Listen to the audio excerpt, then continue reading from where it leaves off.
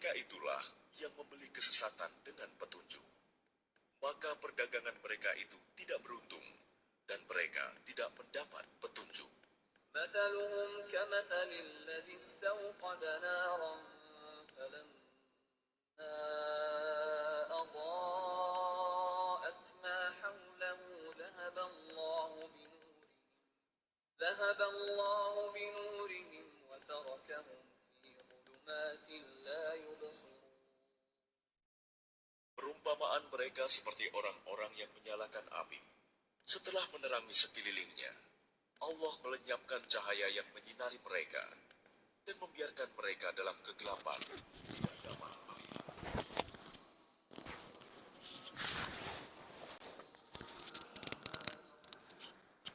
Mereka tunduk Jam berapa sih? dan buta, sehingga mereka Kemarin. tidak dapat kembali. Iya. Ya. Malamnya. Malamnya.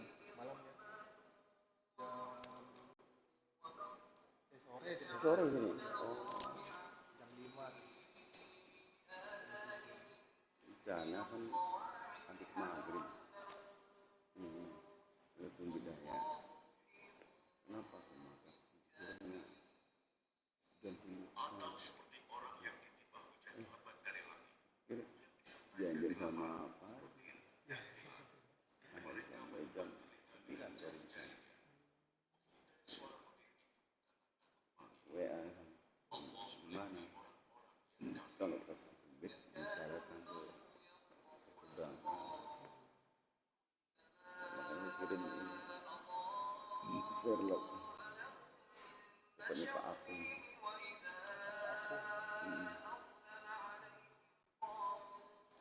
Udah lama kan tinggal di Sari.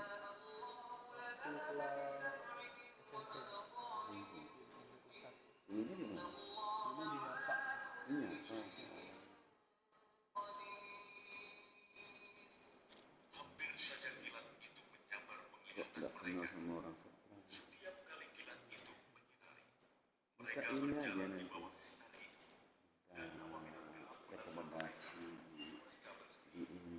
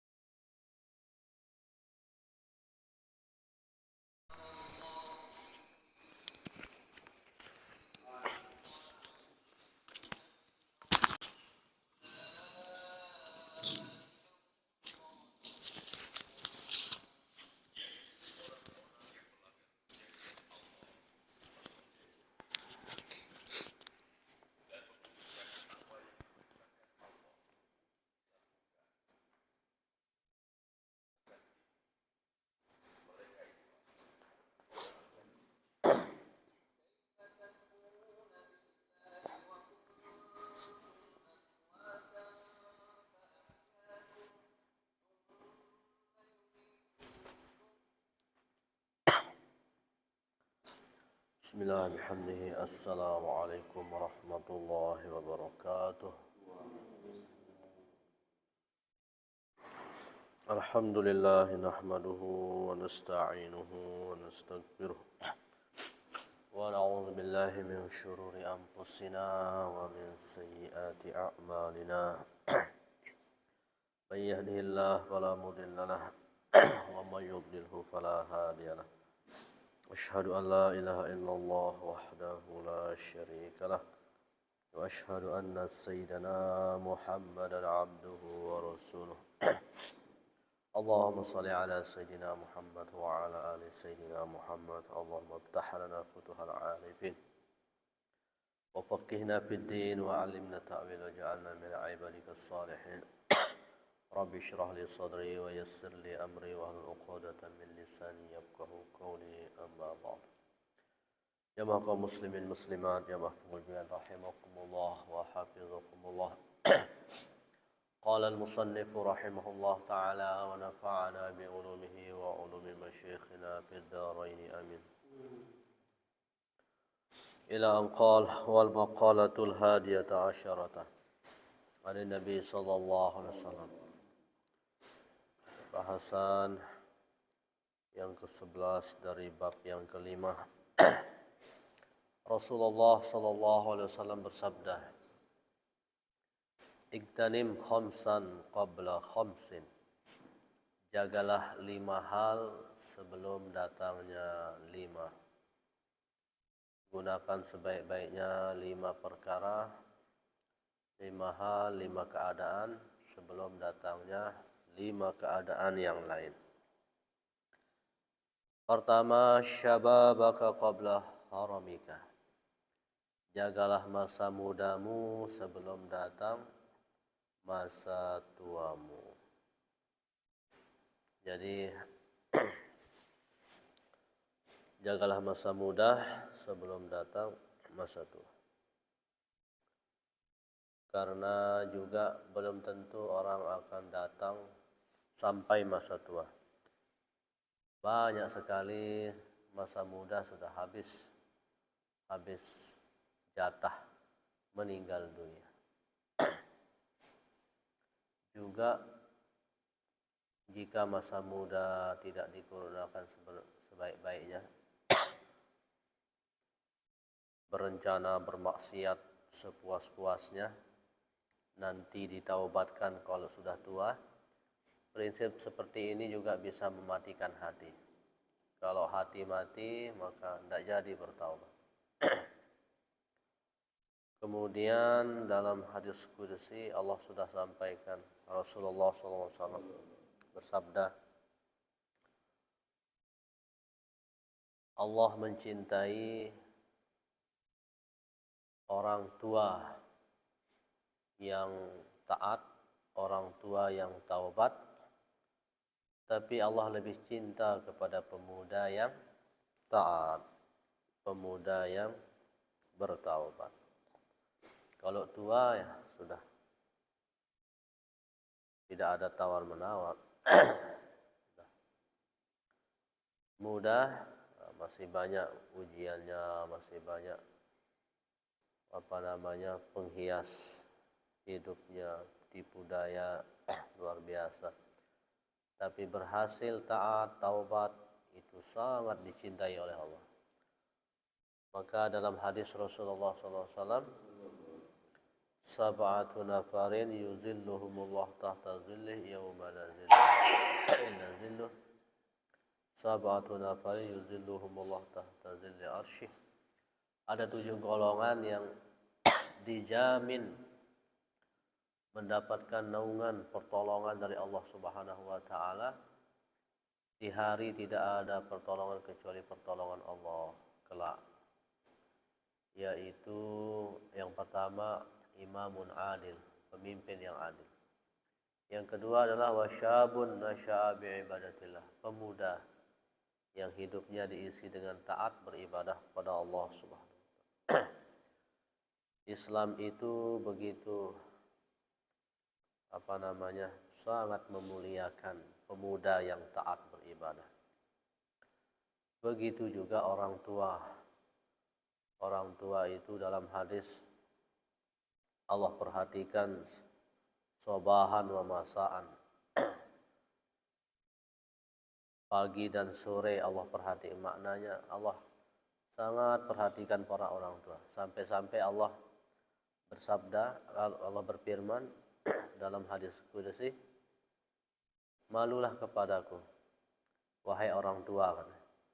Karena aku juga malu mengazabmu di hari kiamat karena ubanmu, karena tua. Tapi kalau orang tua tidak malu kepada Allah, maksiatnya terus, maka inilah sabda Nabi,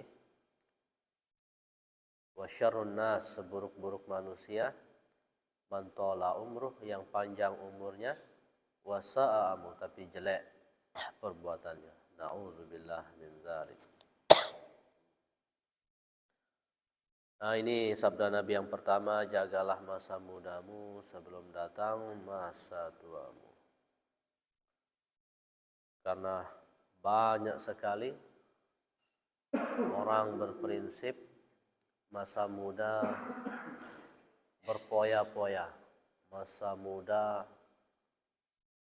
enak-enak, asik-asik bermaksiat, nanti kalau udah tua baru kita taubat. Akhirnya maksiatnya penuh, hatinya kemudian gelap, mati, maka tidak jadilah bertaubat. Meskipun banyak yang memang juga banyak yang maksiat akhirnya taubat, tapi itu bukan orang-orang yang biasanya berencana sekarang kita puaskan diri besok. Nah, ini bisa membuat hati mati.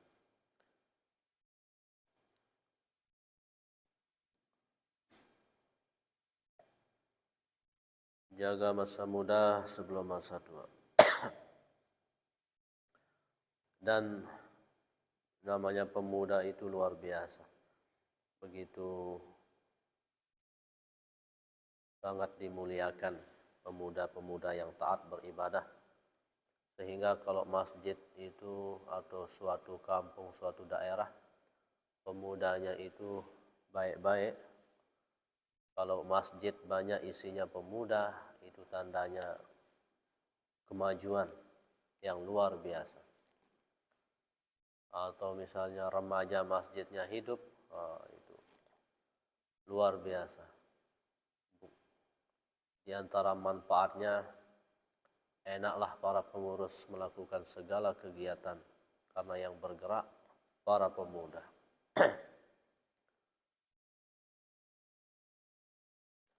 Tapi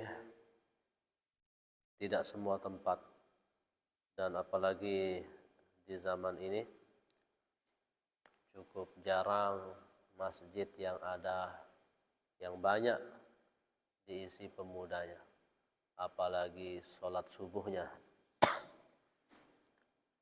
Jadi mudah-mudahan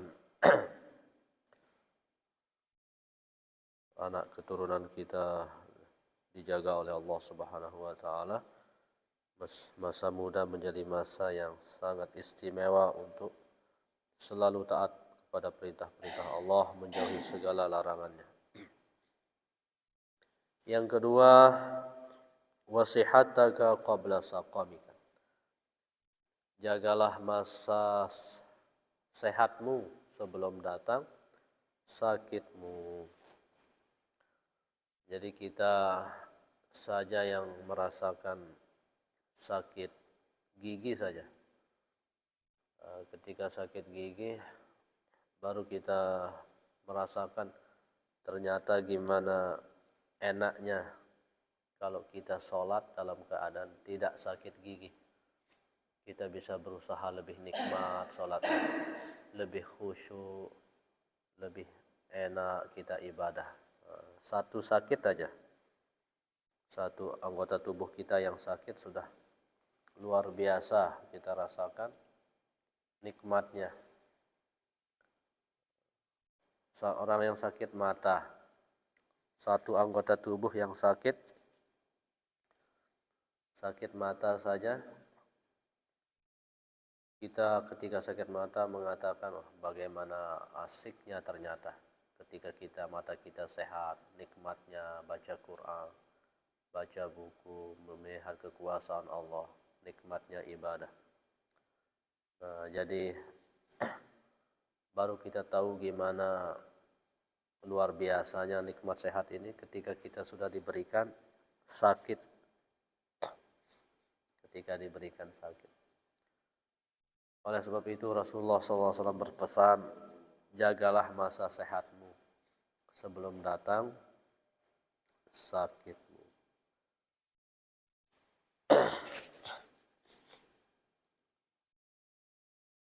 Jadi banyak orang yang setelah berbaring di rumah sakit, ketika mendengarkan azan, wah betapa indahnya bisa berjamaah, bisa sholat. Ketika terbaring, ketika sedang sakit.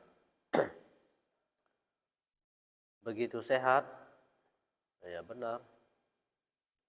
Kemudian beribadah, lama-lama tergoda dengan nafsu, hilang semangatnya. Itulah di antara sebagian manusia. Ada yang sakit parah luar biasa.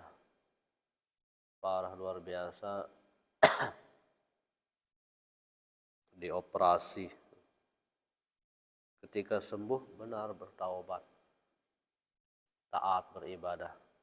Seiring waktu sehat, lagi kembali meninggalkan perintah Allah. Jadi itu nikmat sehat. Sabda Nabi, jagalah masa sehatmu sebelum datang sakit. Jadi ini luar biasa kita diberikan ibadah dalam keadaan sehat ini. Nikmat bisa kita nikmat zikir, nikmat sholat, nikmat majelis ta'lim. Nikmat sekali ketika kita bisa berusaha menikmatinya, berusaha untuk lebih khusyuk. Maka sabda Nabi, nikmatani maghbunun fihima katsirun minan nas. Ada dua nikmat yang banyak manusia tertipu di dua nikmat ini. As-sihhatu wal faragh.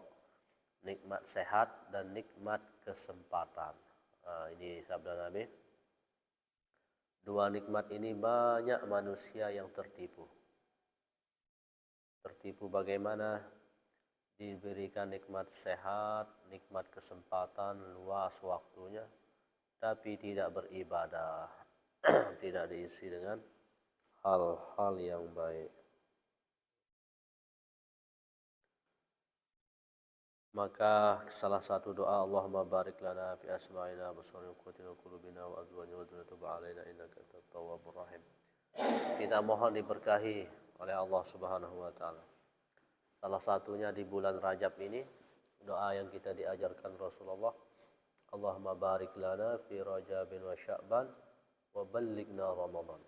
Ya Allah, berkahilah kami di bulan Rajab dan Sya'ban, sampaikan dengan bulan suci Ramadan. Berkah itu adalah ziyadatul khair, bertambah kebaikan. Jadi jika di bulan Rajab ini bertambah kebaikan, diberkahi oleh Allah, maka ringanlah kita mengerjakan segala macam kebaikan. Jadi ada ulama yang setelah bulan Ramadan 6 bulan berdoa supaya amalannya diterima. Amalan Ramadannya diterima. 6 bulan lagi sebelum Ramadan berdoa supaya diperjumpakan dengan bulan suci Ramadan. Nah, jadi Ramadan itu sehingga dikatakan syahrul Rajab, inna Rajab syahrullah. Sesungguhnya bulan Rajab bulannya Allah. Kenapa dikatakan bulannya Allah? Di bulan Rajab ini dibuka seluas-luasnya segala macam kebaikan. Pintu seluas-luasnya rahmat Allah, ampunan Allah. Sehingga Rajab itu dikatakan dengan Al-Asab. Bulan Rajab disebut dengan Al-Asab. Apa maknanya Al-Asab? Li'insabil khair bih, tercurah, terlimpah segala macam kebaikan di bulan Rajab, rahmat Allah, ampunan Allah, karunia Allah. Maka ulama ada yang menjelaskan Rajab itu ada 3 huruf, ra, jim, ba. Ra artinya rahmatullah, rahmatnya Allah. Jim artinya judullah, karunia Allah. Ba artinya birullah, kebaikan Allah. Maka siapa yang mengisi bulan Rajab dengan ibadah hal-hal yang baik, insya Allah mendapatkan limpahan rahmat Allah, ampunan Allah, karunia Allah subhanahu wa ta'ala. Jadi bulan Rajab salah satu bulan haram yang 4 yang sangat istimewa. Sehingga dikatakan juga bulan Rajab tetap menanam, Sya'ban memupuk, menyiram, Ramadan panen. Kalau hendak kita mulai bulan Rajab ini, persiapkan diri bulan Ramadan, bisa jadi bulan Ramadan hanya sedikit kita dapat. Jadi persiapan dari sekarang memulai hal-hal yang baik. Dan juga salah satu hal yang baik itu yang min ablagil asya, ibadah yang paling dahsyat dalam mengontrol diri, kata ulama, adalah puasa. Jadi bisa kita tidak kosongkan bulan Rajab dengan puasa. Mungkin bulan sebelumnya tidak puasa, kita usahakan bulan Rajab ada puasa kita. Apalagi yang tidak memiliki mudarat, tidak memiliki penghalang, tidak ada pekerjaan berat, tidak sakit, tidak ada melawan kewajiban yang lain, maka bagus sekali diperbanyak puasa.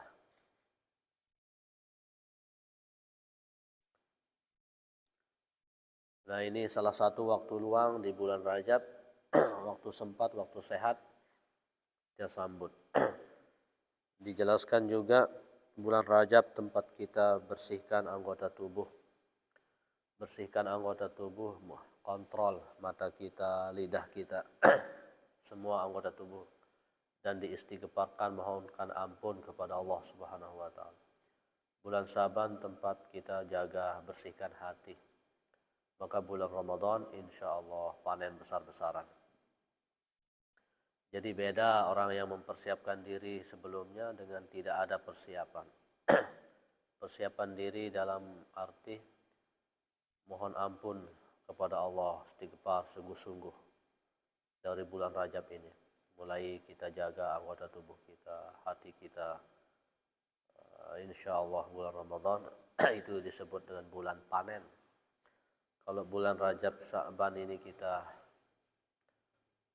taubat nasuha, kontrol anggota tubuh dan tingkatkan ibadah, insya Allah bulan suci Ramadan panen besar-besaran. Nah, jadi ini yang kedua sabda Nabi, jagalah masa luangmu sebelum datang masa sempitmu. Ini yang banyak manusia tertipu di waktu sehat dan waktu luang.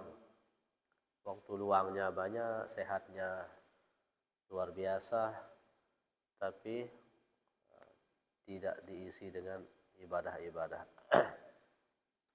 Maka kita mohon kepada Allah semoga waktu luang dan sempat sehat kita selalu diberkahi, sehingga selalu terisi dengan kebaikan-kebaikan dan mudah kita melakukan ibadah-ibadah. Kemudian waginaka qabla fakrika, jagalah masa kayamu sebelum datang miskinmu. Jadi kaya.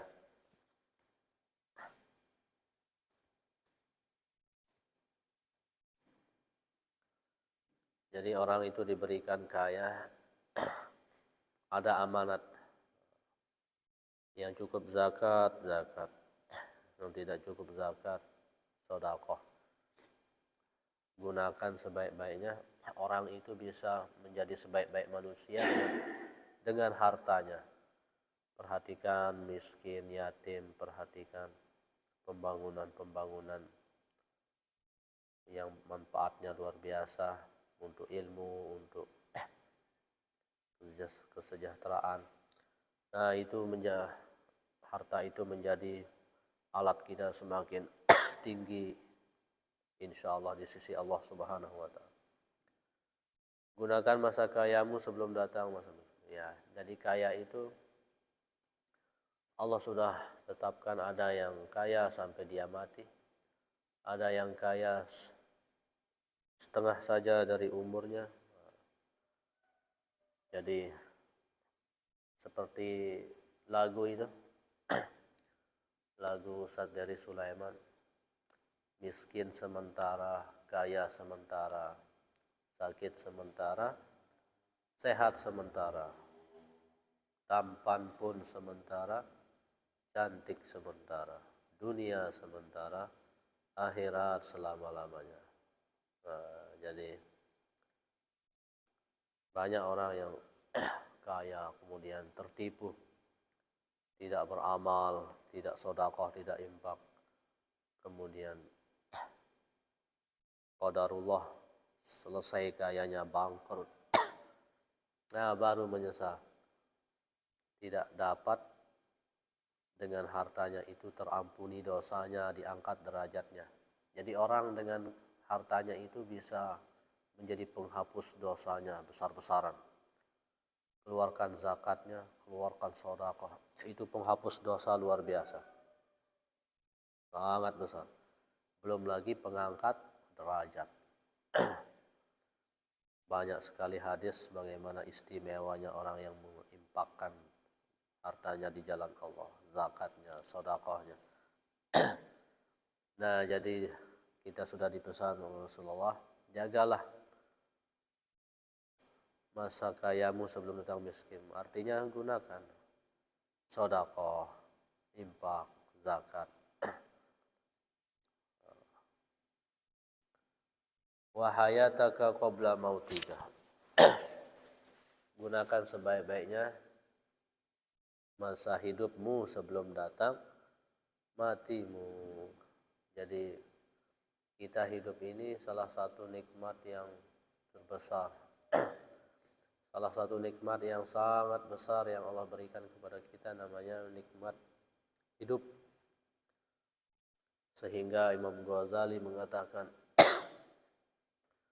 siapa yang merasa paling besar masalahnya, ujiannya, cobaannya, coba datang ke kuburan, kemudian renungkan di situ bahwasannya saat ini penduduk kuburan ini banyak sekali yang sedang menyesal.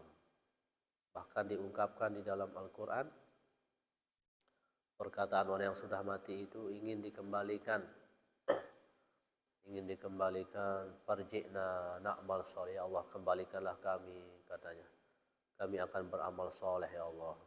Janji dia, tapi mustahil, sudah tidak dikembalikan lagi.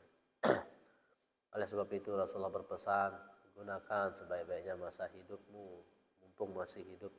Istighfarlah, taubatlah, beramal solehlah, siapkanlah bekal.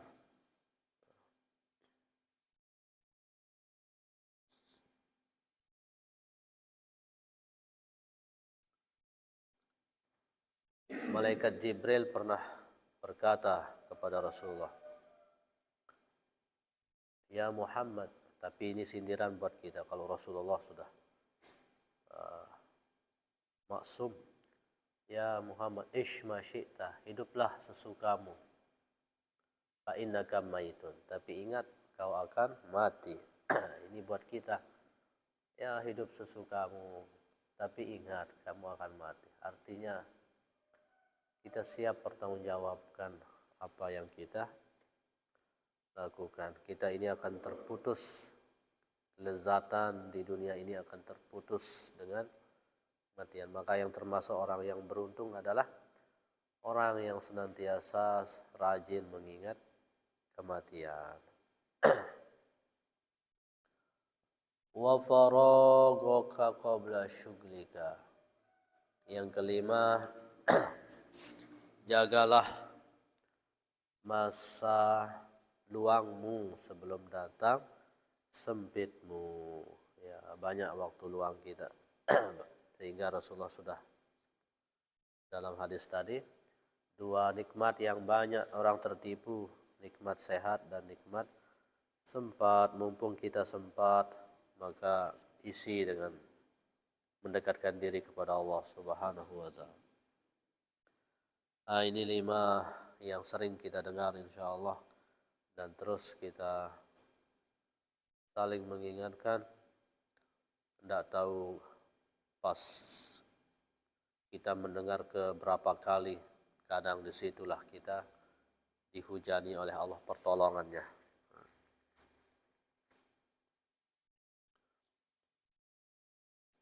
Jaga masa muda sebelum datang masa tua. Jaga sehat sebelum datang sakit. Jaga kaya sebelum datang miskin. Jaga hidup sebelum datang mati. Gunakan sebaik-baiknya waktu luang sebelum datang waktu sempit. Dari sini mungkin ada tambahan usulan, dipersilahkan.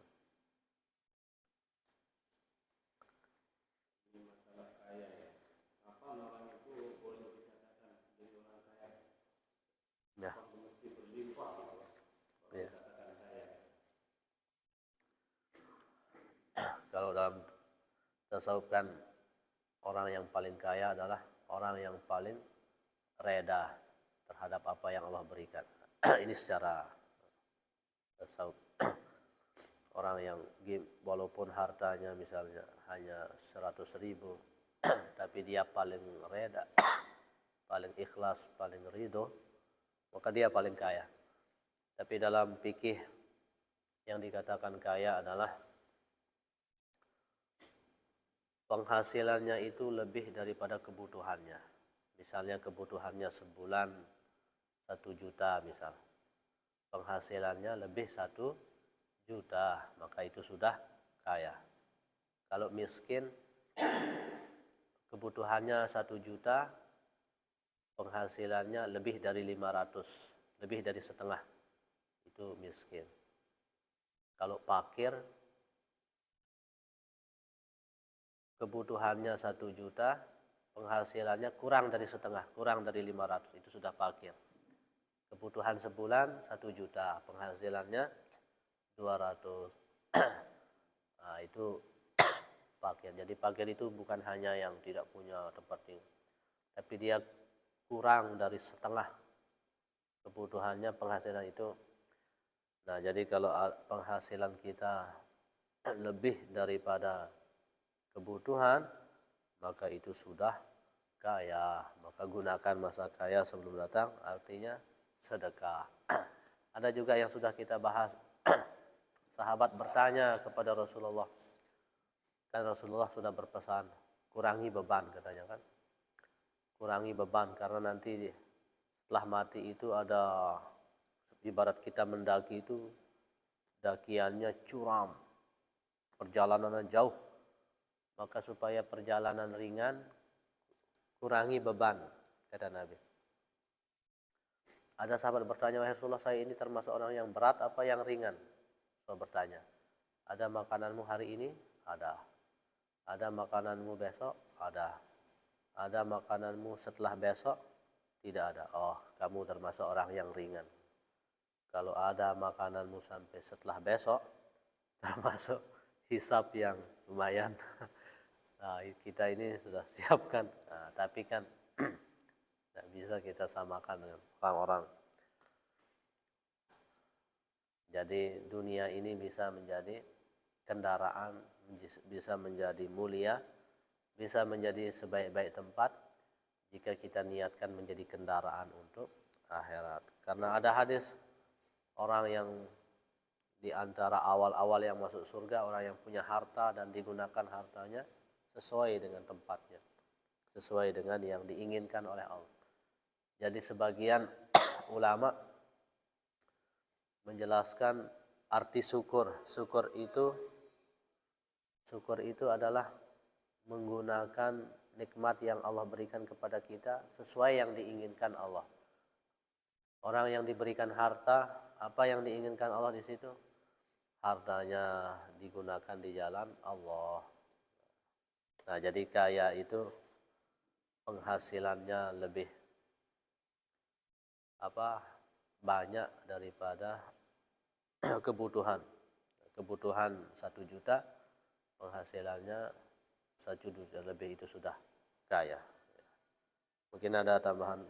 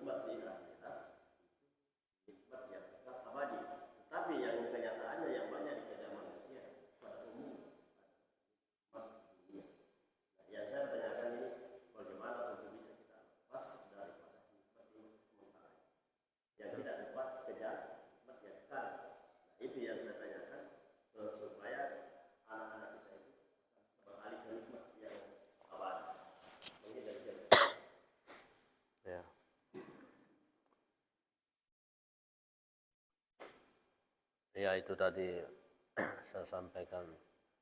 Jadi bisa buka di YouTube lagunya, itu lagu. Saya senang dengar lagu itu karena isinya ini lagu dari Sulaiman itu. Yang sementara akhirat selama-lamanya. Bagaimana cara kita lepas dari tidak tergoda, tidak tertipu dengan, tentu adalah tidak lain mengenal. Tanpa kita mengenal, maka pertama mengetahui dulu ilmunya. Ya, jadi pertama dasarnya adalah ilmu, menuntut ilmu. Jadi tanpa ilmu, setelah ilmu itu baru nanti perjuangan kan. Kita misalnya ada sudah ilmunya saja masih tergoda dengan nafsu kan.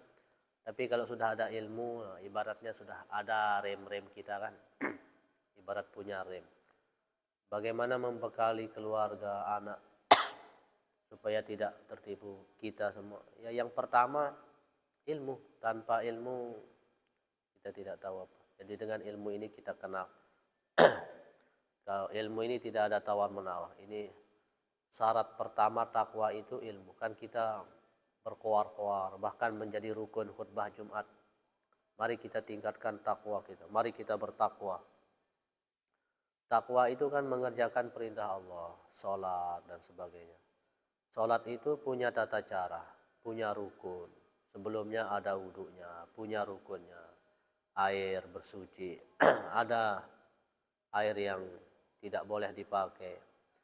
Jadi bagaimana kita mau bertakwa tanpa ilmu? Jadi dasar pertama wajib nuntut ilmu. Begitu juga dunia yang fana ini, bagaimana kita kenal juga tanpa ilmu. Nah, jadi yang pertama kita tekankan untuk diri keluarga itu ilmu. Ilmu. Ada yang mengatakan akhlak itu di atas ilmu, artinya betul. Orang yang berilmu tidak berakhlak kan sama hina kan ilmu. Tapi bagaimana kita mau berakhlak tanpa ilmu? Jadi tetap ilmu nomor 1 dicari. Nomor 1. Bagaimana kita tahu cara beradab kepada Allah manusia tanpa ilmu? Ini akhlak. Ini pelajaran akhlak. Tapi ini ilmunya dulu. Bagaimana kita mau praktekkan akhlaknya tanpa ilmu? Baru setelah itu orang yang berilmu tanpa akhlak bagaikan orang yang tanpa berpakaian. Artinya tidak bermanfaat. Tapi kalau sudah punya ilmu ada rem. Ya, jadi yang pertama syaratnya itu supaya tidak adalah kita dasar pondasikan diri, bentengi diri, cari ilmunya, terus kita belajar. Di sini juga banyak diungkapkan dunia yang sementara, sehingga Rasulullah berpesan sering-sering mengingat aksiru min zikri hazimil lazah. Banyak-banyaklah mengingat kematian. Mengingat kematian, dunia ini hanya tempat singgah sementara, seperti kita kehujanan ke padang berteduh. Setelah itu lanjut. Dunia tempat meninggal, bukanlah tempat tinggal. Jadi dunia ini tempat meninggal, bukan tempat tempat tinggal. Kemudian lagi-lagi kita tergoda dengan nafsu kita dan setan. Tergoda dengan nafsu dan setan. Tapi musuh yang paling berat itu diri kita ini, nafsu ini. Sehingga cara mengontrol nafsu diantaranya banyakkan diri untuk melakukan kebaikan. Banyakkan diri untuk melakukan kebaikan. Di samping juga diantaranya berpuasa itu. Kita tahu bagaimana menjaga lidah kita. Setelah juga kita tahu ilmunya, apa bahayanya, apa keistimewaannya. Nah, jadi itu gambarannya. Mungkin ada tambahan.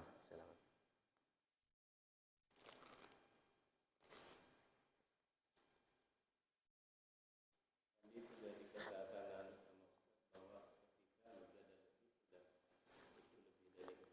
Bagaimana cara kita menjamin apa wajib disedekahkan, lebihnya itu Ustaz, atau kita taruh sebagai persiapan? Kita ini kan biasanya begitu, punya uang lebih ya taruh persiapan, gitu. Walaupun itu hanya untuk makan gitu, tapi kan kita mempersiapkan diri gitu. Maka anda sebaiknya sedekahkan yang lebih ini atau kita taruh gitu.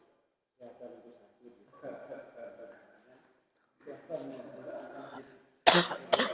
bagaimana sebaiknya kita menyikapi yang Ya. Ya. Jadi ini sudah masuk dalam kategori gunakan masa kayamu sebelum datang miskinmu.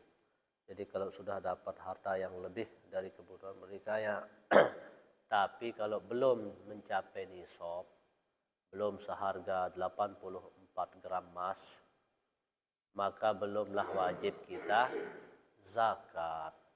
Belum wajib zakat. Tapi sudah terkena dengan jaga masa kayamu sebelum, maka bisa kita bersedekah sekemampuan kita. Ya misalnya yang hartanya 2 juta sebulan, lebih dari kebutuhan. Tidak seperti orang yang sebulan penghasilannya sampai puluhan mungkin kan. Ya yang bawahan tidak terhalang untuk melakukan kebaikan menggunakan masa, bantu sedikit orang tua, keluarga, masukkan kotak amal masjid. Mungkin ya orang yang 10.000 bisa mengalahkan yang 1 juta. Yang 1 juta hartanya M-an. Yang 10.000 hartanya beberapa juta saja. Nah, jadi tidak menjadi alasan kita. Nah, jadi ada yang disimpan persiapan untuk itu pun niatnya ibadah, bekal anak sekolah, ibadah kepada Allah. Kemudian tidak juga sampai tidak dikeluarkan walaupun sedikit, karena belum harta yang selamanya yang kita miliki itu yang keluar di jalan Allah. Kalau dia sudah keluar di jalan Allah sebagai sedekah infak, harta itu akan berkata, kan ada 5 perkataannya kan. Sebelumnya aku ini musuhmu katanya. Sekarang kau sudah menjadi kekasihku. Aku akan menemanimu sampai hari kiamat. Itu kata harta. Setelah kita keluarkan, sedekah itu akan berkata, sebelumnya ini aku akan sirna. Setelah kau menjadikanku sedekah, aku akan kekal mendampingimu, membelamu sampai hari kiamat. Sebelumnya ini aku ini sedikit, setelah kau menjadikanku sedekah, aku menjadi banyak. Manfaatnya banyak, itu makan manfaatnya banyak. Nah, jadi itu dia. Tetap kita keluarkan sekemampuan kita.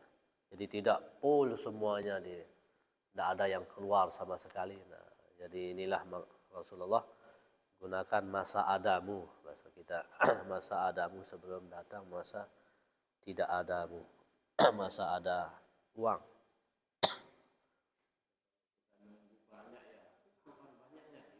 Ya. Seadanya saja gitu. Kalau kita pikir-pikir nunggu banyak itu apakah kita besok bisa jadi orang kaya? Entah kita tahu itu. Nunggu banyak dulu baru bisa sederhana. Guru mati. Ya.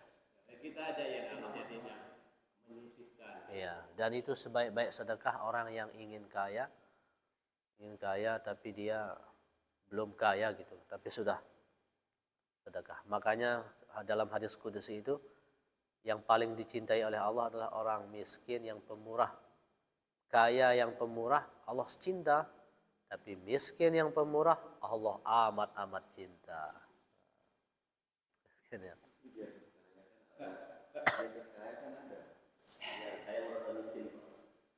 Ya banyak. Yang kaya kebanyakan yang miskin. Kalau dia yang miskin masa kaya. Ya. Yang mana yang miskin? Ya. Yang kaya merasa miskin, yang miskin masa kaya. Nah, itulah dalam akhlak ini, sebab ini yang namanya kaya yang hakiki itu yang hatinya reda. Hatinya reda, ikhlas. Berapapun, misalnya 100.000 dia miliki hanya itu, dia ikhlas, ya Allah, ini pemberianmu, ini karuniamu, syukur, alhamdulillah. Itulah orang yang paling. Ada yang mobilnya banyak, rumahnya mewah, ini masih miskin, kurang. Dia miskin. Nanti yang reda kaya ini benar, Allah akan nyatakan dia kaya di akhirat dengan segala macam kenikmatan yang luar biasa. Ya. Ya. Kita coba, mudah-mudahan Allah limpahkan kita keberkahan, ilmu yang bermanfaat yang mendekatkan diri kita kepada Allah Subhanahu wa taala. Mohon maaf atas segala kekurangan. Subhanakallahumma wa bihamdika asyhadu an la ilaha illa anta astaghfiruka wa atubu ilaik. Subhanakallahumma wa bihamdika